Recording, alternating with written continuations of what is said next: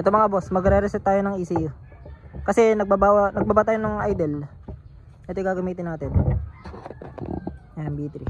Sa pag-reset ng ECU mga boss, ito. I-press lang natin to. Tapos, ito, plug natin. On natin yung susi.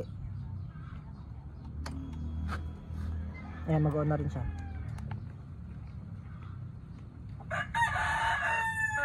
Wait lang tayo.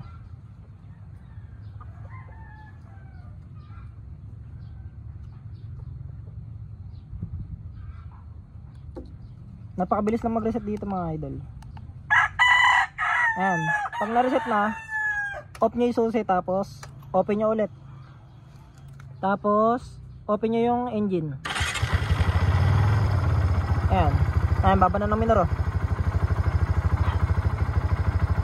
At saka kahit mainit siya, hindi na siya yung lalakas muna kahit mainit yung makina. Ayun, kaka-start lang, oh. Isa pa ulit. Sa iba kasi ano eh, mataas kagad yung minor kagad eh. Ito mainit pa yung makina nito eh. Oh, ayan, oh. Mababa na kagad. May nakita ko sa iba, ano,